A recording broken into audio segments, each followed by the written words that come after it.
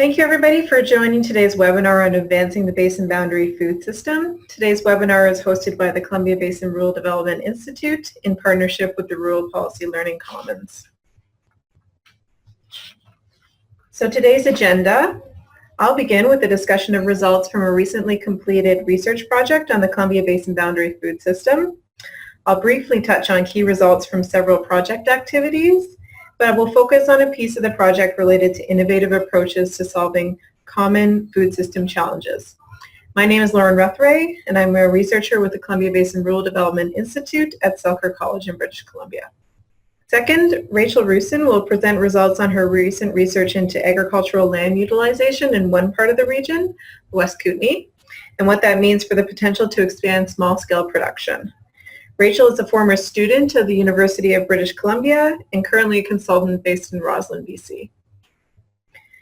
Third, Brent Mansfield will present on his experiences in the world of collaborative food policy development, which aligns nicely with strong interest in the Basin-Boundary region to coordinate efforts among the many small organizations involved in food policy and action in our communities.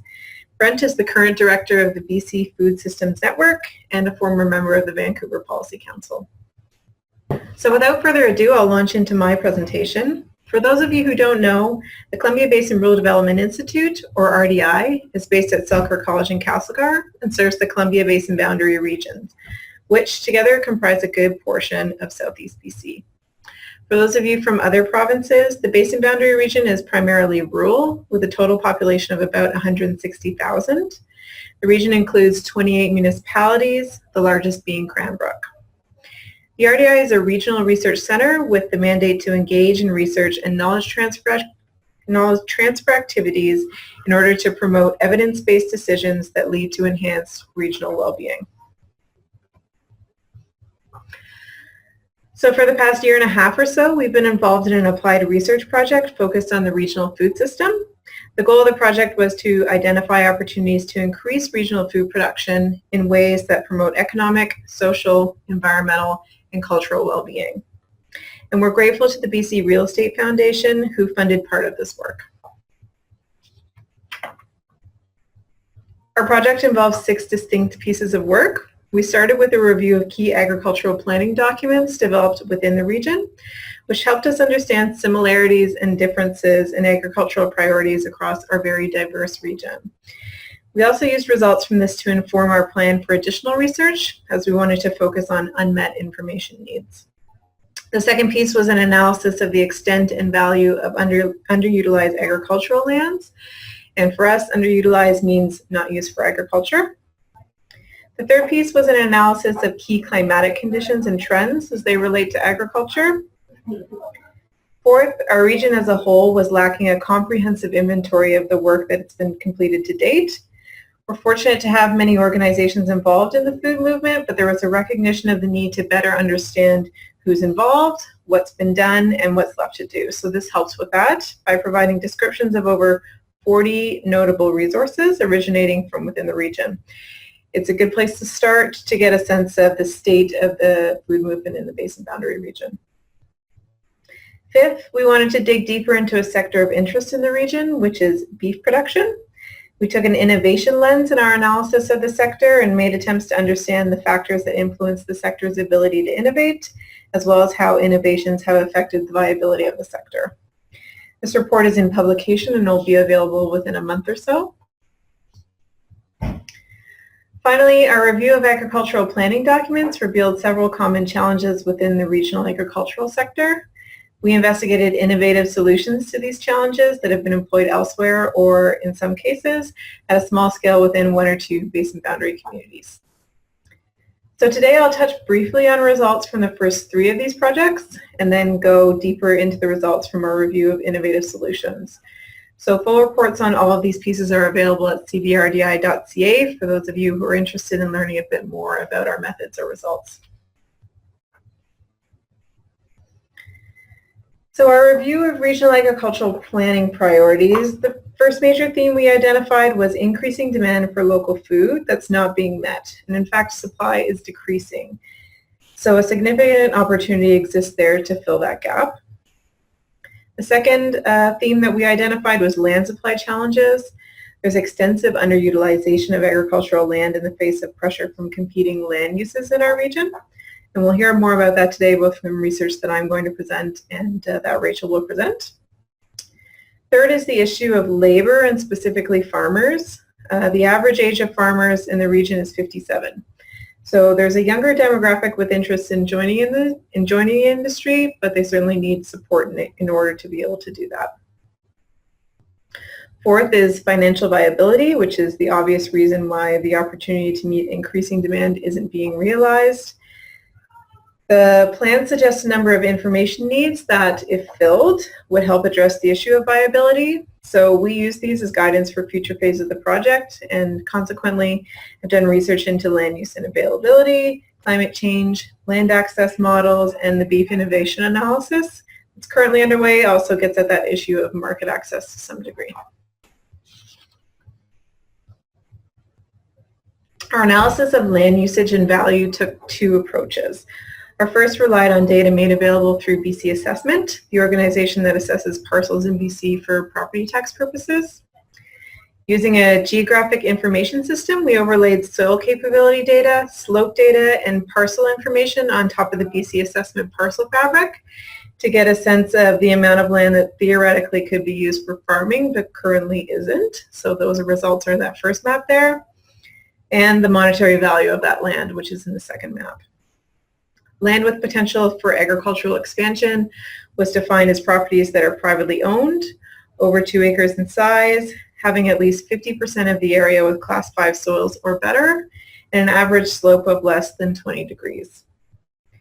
So comparison of these two maps can help those seeking agricultural land focus their search. Darker areas in the first map indicate greater underutilization of agricultural land, and lighter shaded areas in the second map indicate less expensive property values. So areas like rural Creston stand out, as does the Slocan Valley. And of course, other considerations come into play when deciding where to site agriculture, things like access to transportation or processing infrastructure. So this is just one piece of a complicated puzzle. The other method we used to assess potential for agricultural expansion from a land supply point of view relied on remote sensing, which is the use of light reflectance data and satellite and aerial imagery to assess productivity of the land. It's complicated, so I'll let those who are interested go online to read more about the method in the report. But you can see some of the results in the graphic on this slide. Purple areas were confirmed as existing agricultural lands through an on-the-ground agricultural land use inventory. And the yellow is additional areas that were sensed as productive. They have a reasonable slope angle, aren't built up, aren't water or forests, and there are a few other criteria that we also applied. The project was intended as a pilot to test the feasibility of using remote sensing to understand agricultural land utilization and availability. We used 2 test sites, the Columbia Valley and the Creston Valley, and our results confirm that remote sensing is a good option to get detailed, fine-scaled information without the expense of a resource-intensive agricultural land use inventory. So organizations could take our methodology, they could build on it and refine it to do their own analysis, and in that way apply whatever criteria meet their individual needs. Our climate analysis focused on the variables that have been used in the past to determine agricultural capability of locations in BC. These are the length of the frost-free period, growing degree days, and the climatic moisture deficit, which is equivalent to the difference between seasonal precipitation and seasonal potential evapotranspiration. And potential evapotranspiration is the amount of water that would evaporate from a standard crop surface if sufficient water were consistently available. So our analysis produced updated estimates of current conditions for these 3 variables, and we also looked at trends over 2 time periods, one since the beginning of the weather record for a particular station, and one since the standard year of 1965. So that medium-term time frame also allowed for an analysis of trends without the influence of natural climate cycles.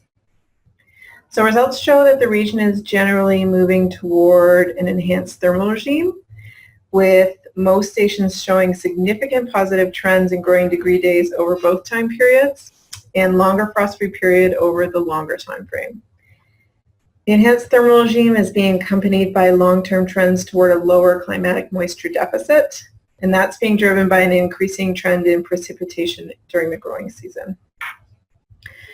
So taken together, the findings suggest a gradual transition toward a more favorable growing conditions in the region, though it's important to note that the climatic moisture deficit remains considerable, over 400 millimeters over the growing season in some areas. And that continues to severely limit the agricultural potential of the region without applications of improvements like irrigation.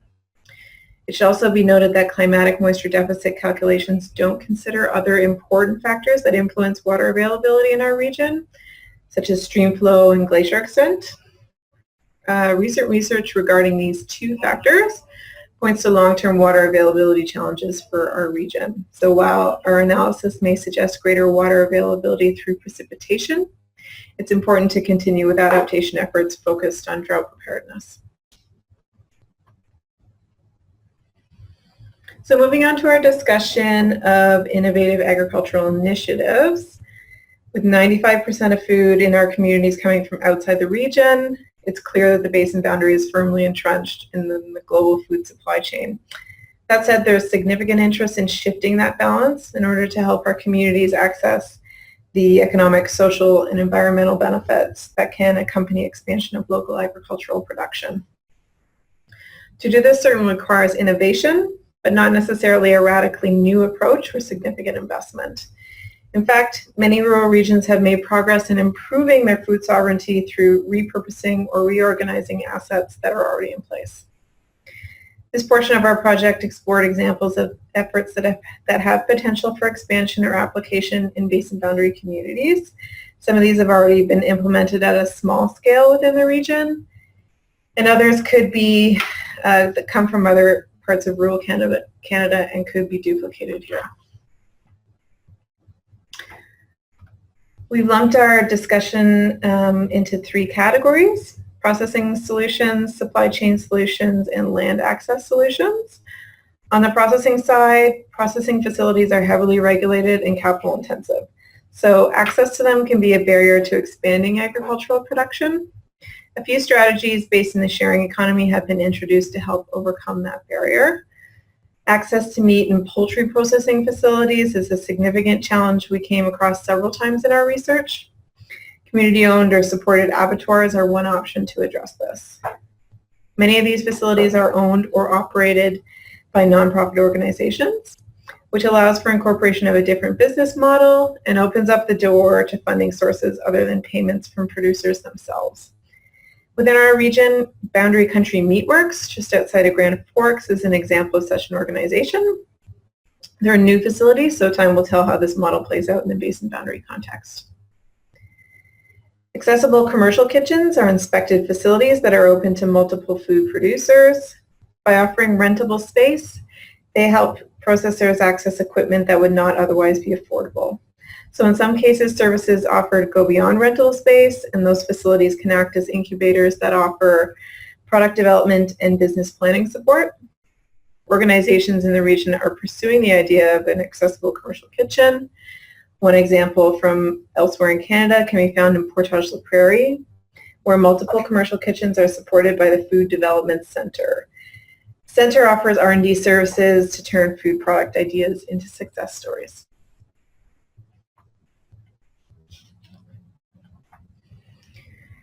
Shortening the supply chain is a key goal of any local food movement. Reducing the number of intermediaries between producer and consumer theoretically increases the revenue available to the business involved and allows the consumers to know how and where their food is produced.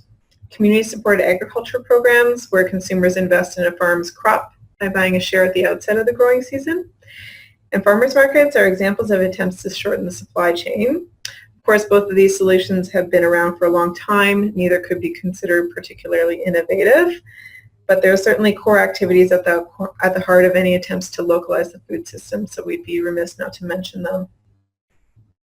Value-based supply chains or value chains are collaborative approaches to business management where supply chain partners share planning, knowledge, and market intelligence to help strategies that benefit each other. Closer relationships along the supply chain can help participants access benefits like increased market access and reduced uncertainty, and they also allow for incorporation of alternative values like social and environmental values in business planning. Partners are motivated to invest in their relationships because their success is linked. So a food hub is one manifestation of a value chain and also an example of an attempt to shorten the supply chain. Food hubs manage aggregation, distribution, and marketing of food products from multiple local producers to strengthen their ability to satisfy wholesale, retail, and institutional demand. They create economies of scale, thereby helping overcome some of the challenges associated with small-scale production. Locally, there's a few examples of food hubs. The Kootenay and Boundary Food Producers Co-op is one. The organization is still developing, but its goals are to streamline transactions between producers and consumers, and also to help fill other needs related to agricultural viability, like infrastructure development and marketing. And on to land access. As we've already discussed, land access is a major challenge in the region, not necessarily due to the availability of land, but to the increasing cost of that land and associated affordability issues. This rings especially true for young farmers who are looking to enter the industry. Cooperative or community farms can be structured in many different ways. Some are member-owned, others are social enterprises run by societies or institutions. Co-ownership reduces land costs for the individual and also supports those relationships that promote shared marketing or distribution. Incubator farms support development of new farmers through short-term land access agreements that are also accompanied by mentorship support by existing farmers. Examples exist on both private and public land. One example is 3 Feet Below Farm in Richmond, which allowed 3 farm school students to learn and grow their skills in a low-risk environment on a small plot with the mentorship of an experienced farmer. Use of the farm has since been passed to new students to provide them a chance to learn similar skills. A variety of farmland access agreements can help young farmers avoid the upfront costs of land purchase. These include leases, licenses for specific activities, or memoranda of understanding. The young agrarians have lots of great resources for those looking to explore the option of farmland access in their communities. Opening up public land for agriculture is one option that's been used elsewhere, though the option, of course, requires participation from federal provincial governments. There is some room for municipal governments to get involved here. For example, the Seeds greenhouse in Nelson operates on city property. And finally, farmland trusts are independent, nonprofit organizations that protect and preserve farmland for future use. These organizations either own and manage the land or hold covenants to protect farmland from development from other purposes. Some also offer other supports like education and network facilitation. So Farm Folk City Folk is leading the movement toward establishment of a farmland trust in BC by exploring a variety of models that are currently being piloted and evaluated. So that's the end of my presentation, and I'm going to go ahead and pass the reins to Rachel.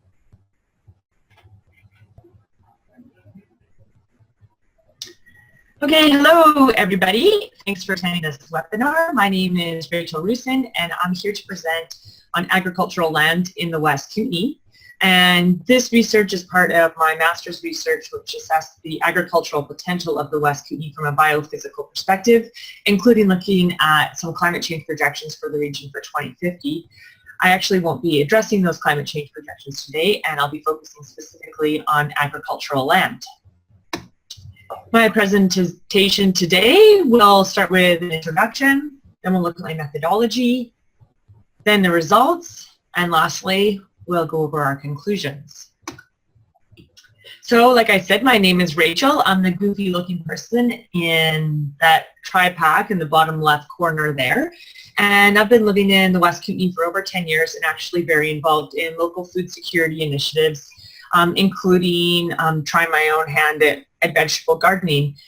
On the right-hand side, that's a picture of my small-scale organic greens business I tried for about 3 years. And in the bottom left corner, that's when I was running the Roslyn Farmers Market. So I am a passionate foodie, and I do have a vision and a passion for increasing food production in the West Kootenay area.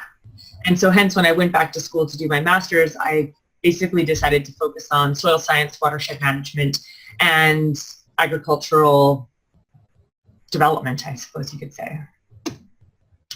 The objectives of my research were to assess the amount of arable lands within the West Kootenay based on the Canadian soil classification system, classes 1 to 5, to identify the soil and climate change challenges and potential for small parcel agriculture, and to make a preliminary assessment of the effects of climate change for small parcel agriculture in the West Kootenay area.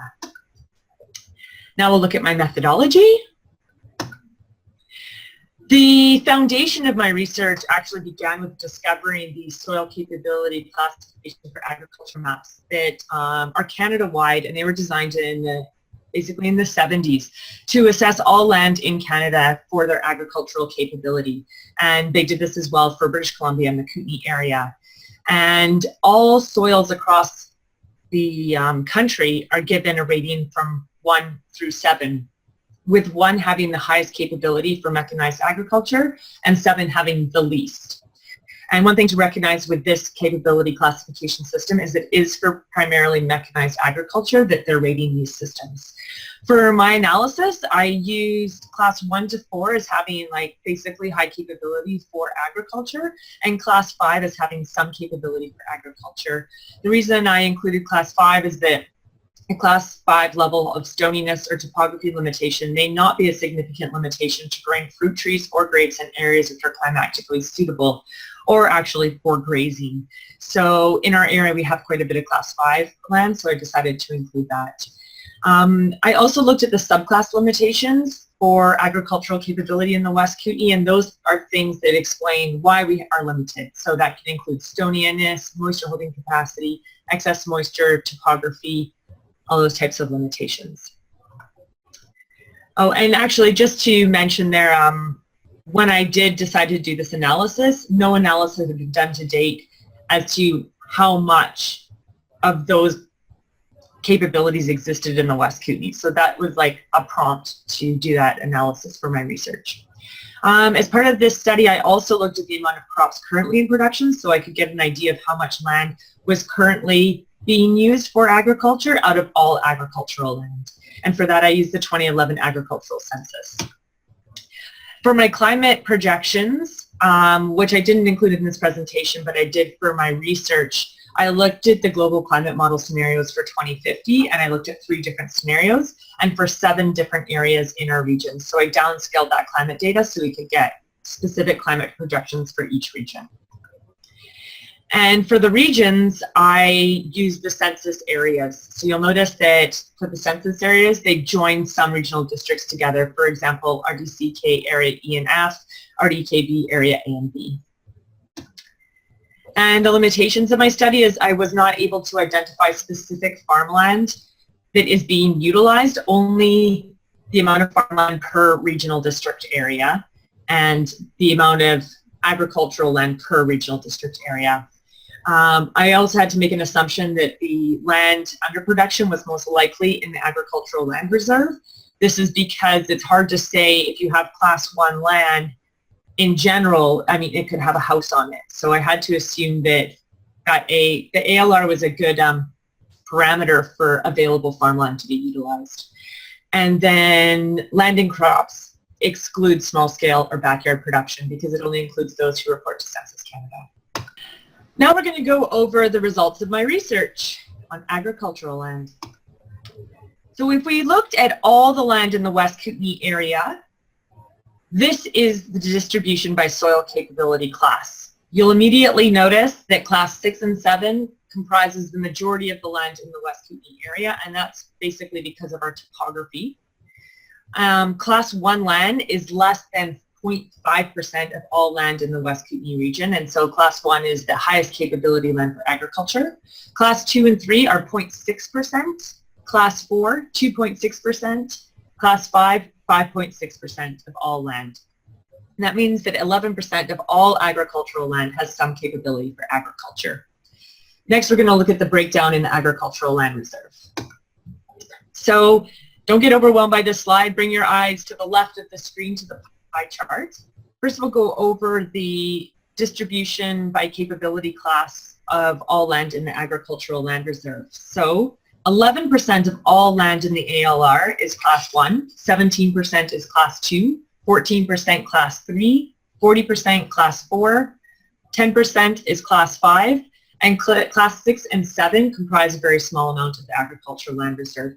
One reason that Class 6 and 7 are often included in the ALR is because there will be like a rocky outcropping in the middle of, let's say, Class 4 land. So it's often a matter of the limitations of the topography and how they have to section things off, not that they think that Class 7 would make for good ag land, for example.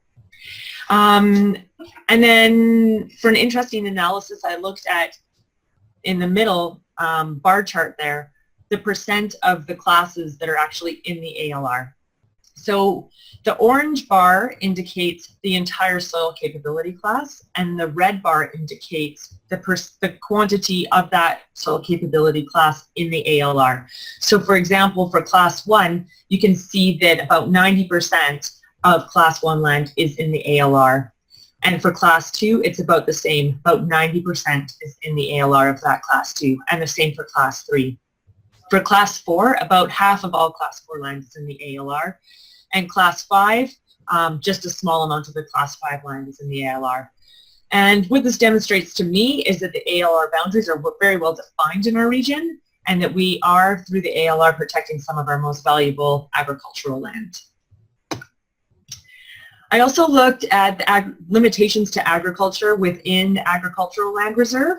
So of all the ALR in the West Kootenay, moisture holding capacity, it has the highest limitation to production. This doesn't mean that they can't be remedied with something like irrigation. It just means that we have very stony, well-drained soils in the West Kootenay area. And without irrigation, it is the primary limitation to agriculture in our area. Topography is 22%, and excess water and stoniness is 11%. And I think anyone who's gardened can identify with those. These also speak really well to Lauren's presentation, where she said that we're likely to have drier weather and an increased soil moisture deficit. So we have to think about that when we're planning for agriculture in our region.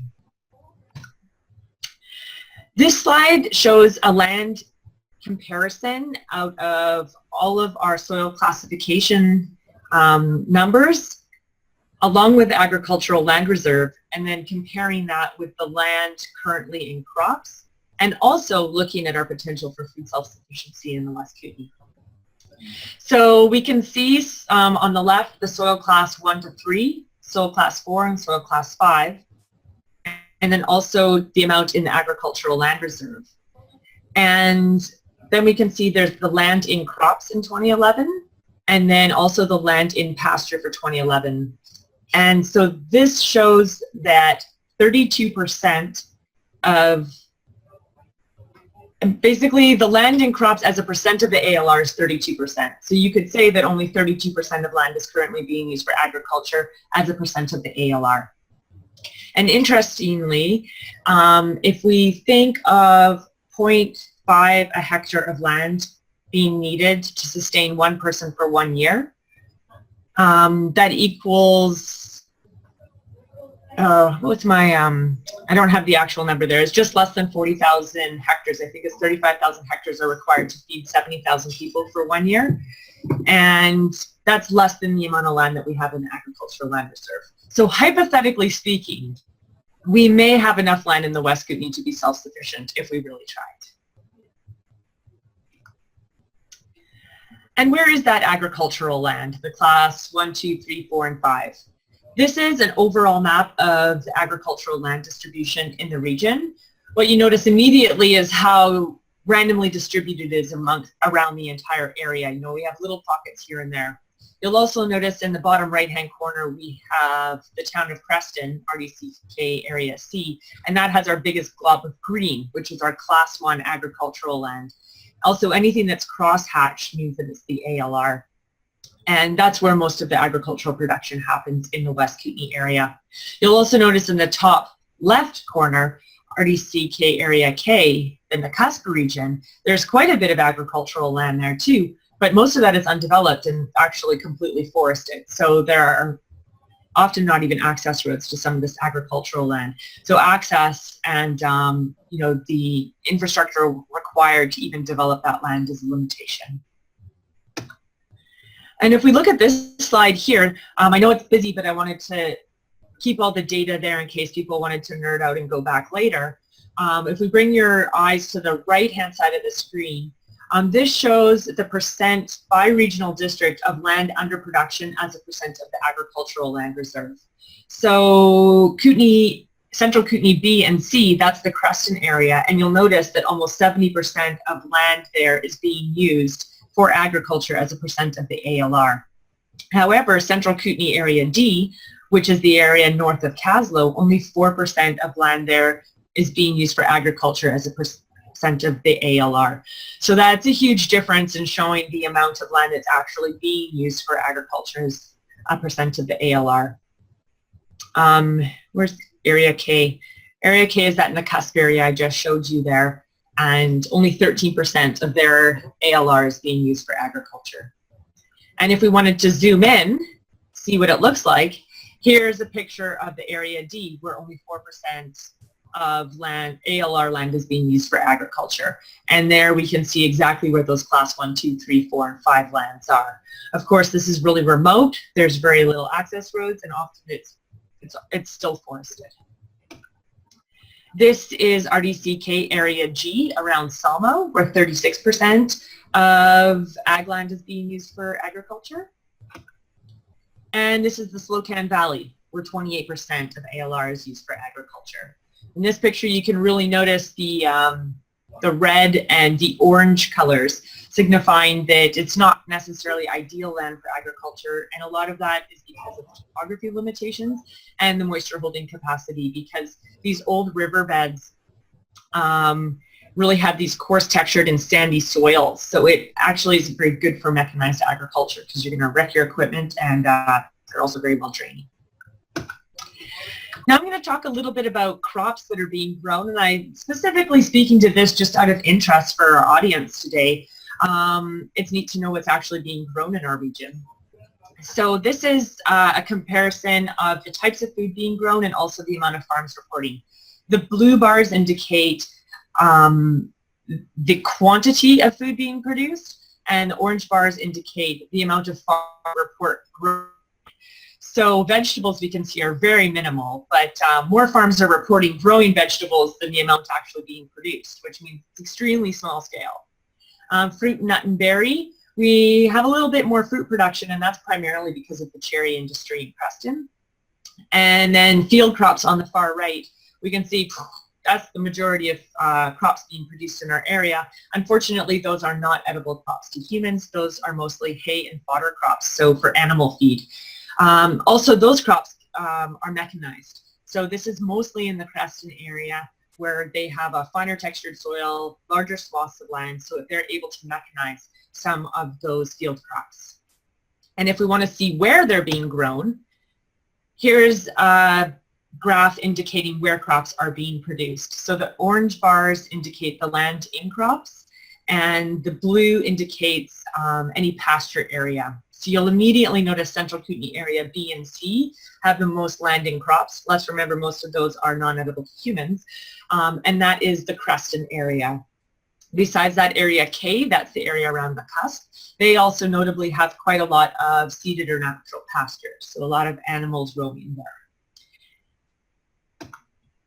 So to conclude my presentation today, there is a lot of agricultural land, but it's limited, and the distribution is variable and in small pockets, limiting the region to small-scale agriculture. And I say that because we have these small parcels everywhere. It needs to be small. It is small scale by its very nature, that there are these small pockets distributed randomly throughout the region, and some of them are quite isolated. Only 32% of the I don't like to say of the ALRs under production, but only 32% of land under production as a comparison to the ALR is being used. So, you can say only 32% is being used of the ALR, which means that we are underutilizing our agricultural land. So there is potential for expanding that. The Agricultural Land Reserve currently protects the highest quality farmland in the region. And water holding capacity is the main soil limitation for lands in the Agricultural Land Reserve. Some of my climate conclusions, which I didn't touch on in detail during this presentation, were that we're likely to extend the growing season and expand the range of crops that can be grown. And this could expand the potential for class 5 lands or more marginal lands where specialty niche crops could be grown, such as hops, fruit trees, or grapes. They require sort of more coarse textured soil, and they can be on topographically challenging aspects because they don't require as much mechanization. And they're also good for grazing and pasturing animals.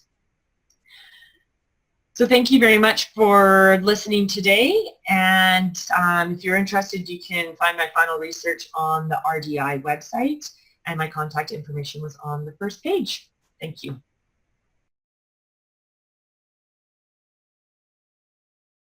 Support policy more and more at the provincial level, and I've been in this role for just over a year now, as kind of one of the really the first paid staff. So I guess just a couple of my own reflections on what this looks like, on how we advance municipal and regional food policy, and I'm sure much of this is obvious to many of you on this webinar, but I think it's important to state because it's kind of what we're up against in our own communities. Is, despite all the information that is available from these last two presentations, for the majority of people, whether that's eaters, whether that's politicians, food is hidden in plain sight. We know it's there, it's important to so many things, we eat it, but we don't really actually see the food system. So many people don't. And I think a lot of this work around engagement, around collaboration, around even policy engagement is a lot around kind of making the food system visible. And therefore something we're able to kind of leverage the opportunities that it brings to our economies, to our health, to our social lives, etc. Another major challenge, and it remains one, is, especially when we're talking from a policy perspective, food systems touch everything, touch every ministry, touch every agency, but they're really no one's jurisdiction, right? So local government has a role, there's tools and levers they can play. We've got the Ministry of Agriculture and Health, forests, rangelands, et cetera, right? So it falls in so many places. So really what we're trying to do is actually support local governments to step up to the plate, different ministries to see their role, right? And I think working together to kind of hold that whole food system approach together. And also just to say, food policy is not an end, it's a means, right? So we want to see and understand how we can leverage food policy to serve the change that we want to see, to the multiple outcomes of, like I said, around kind of economy, health, sustainability. How do we do that? And I think food policy is a really important one to get at the change that we do need to see, and not just kind of working on individual projects. And also when I say policy, we're really talking about the whole policy process, right? So from a good idea all the way through implementation. It's not just here's a policy document and this is the only thing that matters as policy. We need to look at the whole picture. And what role, I'll say it from somebody from civil society, what role civil society, along with government, along with business, along with all, we can all work together towards this. And I think really important, and whether we're talking about an alliance of some type or we're talking about a formal food policy council, let's just say it more too, I think there's some really important kind of common approaches that many across North America and beyond are really looking at doing, is taking a broad food systems approach. Obviously agriculture and agricultural land is a massive part of that, but how do we link that all the way through to food waste, consumer issues, access issues, distribution, processing, right? So how do we have the opportunity by bringing people together for kind of policy change and collective action? Can we look at the whole system? How can we bring the sectors together that need to be there, whether that's the range of governments, whether that's the range of kind of ministries, and all the different people that have a stake, which really is everyone, right? So what are the opportunities, and how, at whatever scale we're looking at, can we bring people together, the funders, the decision makers, the activists, the researchers, again. And then really the opportunity to be solutions oriented. We often think of policy as something we react negatively to, right? Something happens around agricultural land and we respond, and we need to do that. But I think opportunities around municipal and regional food policy is to be solutions oriented, to say, hey, there's an economic development strategy. How do we leverage food to be able to do that? How do we use food and agriculture to look at climate change adaptation and all these things, right? So kind of taking that different approach around collaboration and solutions. And then really the opportunity, right? Oftentimes, many of us might have individual mandates or bottom lines that we need to serve, but how do we leverage the connections between those? How do we understand how adapting to climate change, building the local economy is actually a public health issue for eaters, which is all of us, right? So how do we understand how we bring these together? So it's not health looking at it over here, agriculture here, you know, retailers here, right? So the opportunity to kind of bring these pieces together, which are, you know, different sides of the same coin, all those pieces. There is, and it has been a push, and this is probably no news to nobody here, is around kind of food policy councils, and I put policy in brackets because some people don't like to focus on policy as one key piece over others, but I think it is a really important opportunity to leverage the change we want to be able to see. And a lot of networks, groups have come together in a collaborative way, in that solutions-oriented way that I was talking about. And policy has often been a big piece of that. And then because of some precedents of these kind of groups in Knoxville and especially in Toronto and Canada, many of those have taken on the name of a food policy council, which to me is not a deal breaker, right? Policy is a means, not an end. So if that's one way you're getting to the end of the food system you want to see, great. If not, it's important things. But I think policy is a critical role, and the role that local government can play, and all of us outside of local government can play to advise government on how to do that. So this is also a busy slide, but there's a report there that I think is a really good one called Municipal Food Policy Entrepreneurs, which was a scan of, I think, 64 kind of municipal and regional governments across Canada back in 2013. And what I find is helpful in there, they've laid out a bit of a typology of different types of municipal food policy activity, from the top that's totally municipally driven, you know, we'll kind of say top down, to civil society organizations that have no real link to government, whether that's, you know, a staff liaison, whether that's any support, whether that's participation, right? And I really think in working with numerous groups across BC, there's often a healthy range, I would say, between these kind of 2, 3, and 4, where there is a hybrid. There is a relationship to government. Sometimes there's financial support, staffing liaisons, or at least that linkage, right? If we're talking about what can happen around policy change, it's important that decision makers, whether they be staff or elected officials, kind of be at the table and be included in those conversations. And if you want more on that, I'd encourage you to check out that report there. Some key considerations around structure, right? I'm a big believer that form follows function, right? If at the place that you're at, you just need to bring people together and you know, seed collective action, and policy isn't there yet, then don't rush to form a food policy council, right? What are other structures? But there is a time, I think, where it's really important that we begin to look at how these different planning processes relate to the food system we want to see, and for that we need to engage with government. So there's an opportunity, but what is the level of structure around that? And I think, like the last slide, kind of speaking to whether that relationship can be direct or a little bit more indirect, and I think there's a time for both. Sometimes you don't want to be too direct to local government, but I think it is a huge opportunity. I know in conversations with folks in your region, but also other regions in BC, linking to an individual municipality, so to of one local government, or do you want to do local government in a regional district, right, which also has a crucial role to play. And I can't go into the differences in terms of jurisdiction, but I think that's important to consider. Obviously, acknowledging the more governments at the table, the more challenging it potentially could be, but that's something to say. Important things to consider. I won't go into this too much around membership and staffing. And I know a lot of this thinking has been done in the Kootenays and the West Kootenays. So this is not news, but these are just key considerations, and a lot of people are doing it in a lot of different ways. And I really think it is, context is king. There's no one right way to do it, but I think it's important to look at this collective action and policy change. A couple more slides, just kind of linkages with kind of provincial policy efforts, because obviously there's huge tools and levers at the provincial, federal, and beyond, right? But to support those, and just to say this, and I can encourage you to kind of check these out. There is work that is moving towards kind of more joined up food policy, but I think still has work to do that myself and the BC Food Systems Network are actively involved in around kind of the recently released Agri-Food and Seafood Strategic Growth Plan, which has got room to continue to grow, but I think there's a lot of opportunities to see kind of alignment towards more local and sustainable food systems that we're talking about, and I think we need to continue to mobilize at a provincial level to get the supports and policy and programs that we need to see that change that we need to see.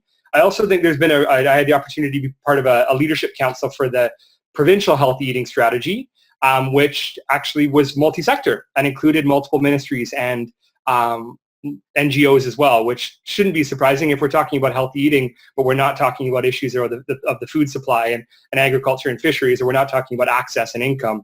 What good is it talking about healthy eating, right? I think all of us know that you can preach to somebody, but if it's not available, it's not available, right? So just things to say where I take little glimmers of hope. Because this is a short presentation, the BC Food Systems Network is a member of the Sustainable Food Systems Working Group, which is a kind of collaboration of funders, NGOs, and academics that has been doing some work around kind of what we're calling finding common ground. Where can we find alignment between different governments, different partners, what we've heard through regional dialogues that happen across the province. And there's a link there, and this will also be available in the slides that get shared afterwards, kind of from a number of webinars and kind of convenings that we've done, and also just to flag for those that are interested, I'll be actually facilitating a webinar on April 21st with Erica Campbell, who's from the Vermont Farm to Plate.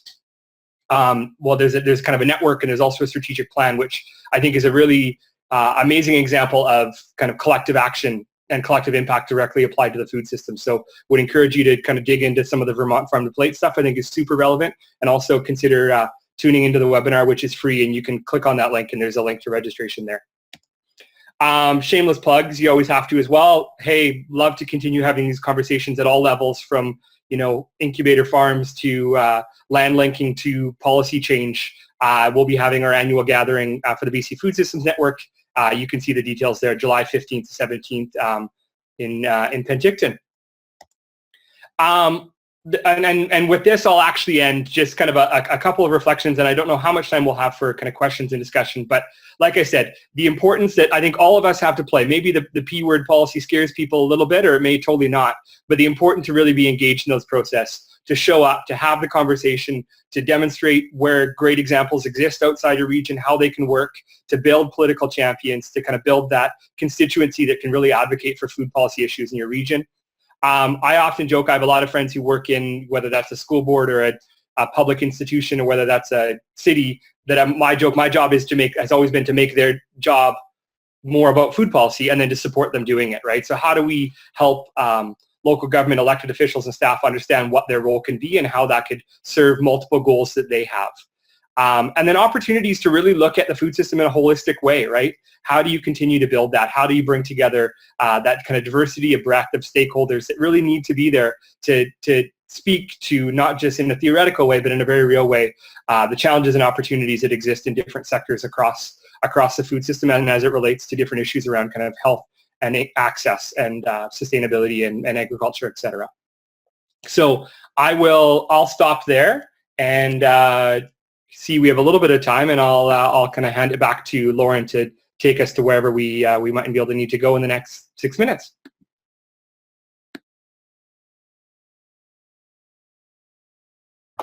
Thank you both for your presentations. Great work. So we do have a few minutes just to cover a few questions. The first came in, well, Philip Parsons wanted to introduce himself. He is the coordinator of the Kootenay and Boundary Food Producers Co-op, who I briefly discussed in my presentation. And you can contact him at Philip Sarsons at Hotmail, so it's Philip Sarsons, not Parsons, at hotmail.com. And if you want to learn more about that example of a food hub in our region.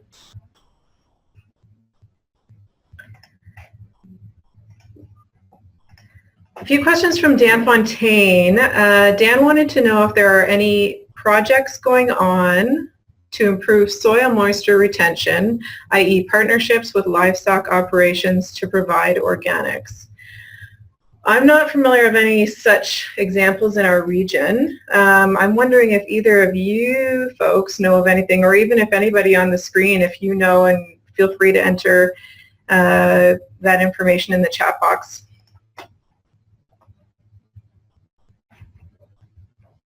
Rachel, I see you talking, but you need to unmute yourself. I'm unaware of any such programs. I know that one of the, like a major thing that came out of all the agricultural planning documents was the need for a regional outreach worker, basically, for agriculture in the region. And I believe that that's being worked on right now. And so there is potential in the future that someone could coordinate more of a regional advancement of things like organics, which is a good example. Yeah, that gets to that piece of the extension, the need for the extension officer, and I know a grant was submitted for that, and so hopefully.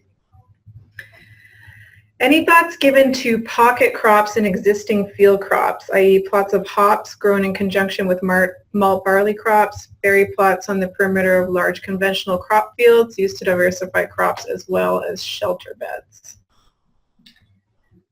Rachel, any thoughts on that one? Well, I think, you know, there's a lot of farmers out there who are doing adaptive things that, like, there's a lot of possibility to grow whatever you want. You can grow whatever you want on whatever land. It's just the labor intensivity of it all, you know? So there's a lot of farmers doing experimental stuff out there, but in terms of doing it on a mass scale, no one's doing that because it just takes too much labor, is what I would assume anyways. I can't prove that. There was also a request from Philip Sarsons to be able to get in touch with, oh, looks like you've already answered it. Great. Is there any Is there any organization working with conventional farming groups to promote a return to mixed farming, mixing mass-marketed commodity farming with local food production? Brent, are you aware of any organizations down the Lower Mainland trying to do that? I mean, I would say maybe not at a lobbying level, but kind of making a case for, you know, shifting from that kind of, even just at an organizing level, commodity by commodity by commodity, that I think leaves us in this siloed approach. So I would say I would put us broadly in that camp, kind of advocating for a more diversified model of agriculture, especially the continuum of what that looks like. And I would say others, kind of like farm folk, city folk, would kind of fit within that as well, but maybe not at that level of kind of organization. And I think there's actually a lot that can be done around kind of organizing and policy engagement, specifically around the issues around sustainable agriculture. And there's still work to be done there for sure. Yeah, I would agree that there's certainly organizations that exist that this may form a small part of their mandate, but as far as having an organization that's specifically dedicated to that, not that I know of in the region. Yeah. The only one I know, and this doesn't relate to mixed farming, but there is a group in the East Kootenay who's working with trying to understand the ecosystem benefits of agriculture and how farms can work with basically conservation organizations and such so that they can get a return for the ecosystem benefits of doing more ecological farming practices. And included in that could be mixed farming. I don't have the name of that right now. A guy named John Zender is leading the charge on that, but I don't have any contact. Dave Zender, Ecological Services Initiative. Yeah.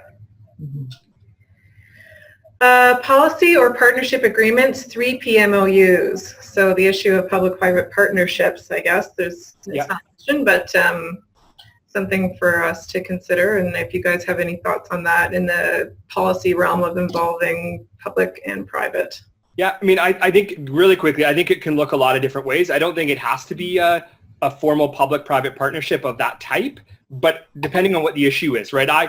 I'm a believer that I like government to own as much as can and should, but should be actively engaged with all the different stakeholders, right? So I think government that represents us should take that lead. So what that looks like, and sometimes that needs to take all different forms of partnerships agreements, and sometimes the partnership agreements are just with between two industry groups or between two NGOs, right? So collective action and collaboration requires kind of all those different forms, right? And I think the devil's always in the details. To help us meet our time goal here, I'll avoid weighing in on that one. One more question, is compost a way to help with the water issue? There's the Nelson BC Apartment Composting on Facebook, small just starting organization towards getting compost to smallholders. You know, another potentially innovative solution there that there's, you know, biosolids available in our region as well. It's an option to do things like that to amend the soil. I think there's lots of opportunity there. It's the issue of coordination, which potentially, you know, this option of developing a food policy council or a regional initiative that can bring all those small organizations together can help with. Any other thoughts from you folks? Well, I think my comment relating to that is that it's possible to amend any of our marginal soils to be good soils. But I think the point I'm trying to drive home, or I did in my presentation, is anything's possible on a small scale. But when we're trying to scale up and feed our population and increase food growing capacity, it's how do you amend 4 hectares of soil with organic matter or the stoniness issue. That's where we're seeing the challenges into really upscaling our food production in the area. If you want to take your backyard and amend it with organic matter or remove the stones, that's absolutely possible, and we see that all over the West Kootenay, and that's what inspires us all to grow more food, because we know we can grow a lot of food here. It's just how do we scale it up? And that's what we're faced with right now. Just a few other notes. I wanted to say thank you for attending today. We hope you found the information valuable. A couple notes before we go. A reminder, like I just mentioned, of the webinar recording being made available. And the RDI's next webinar is scheduled for April 21st, titled Rural Workforce Development Policy and Practice. Hopefully we don't conflict with Brent's webinar that's also going on at that time. But the folks online here will probably be interested in Brent's webinar. So he provides you the link with that, and please register. If you're interested in the Rural Workforce Development webinar, visit our website to learn more, or email Michael. Michael's our technology support partner at the Rural Policy Learning Commons, which is an international network of institutions, including the RDI, that work collaboratively to support development of policy that promotes rural well-being. So if you'd like to be added to that email list and notified of future webinars, go ahead and contact Michael. So thanks again, everybody, and we hope you have a wonderful spring afternoon. Bye. Thanks all.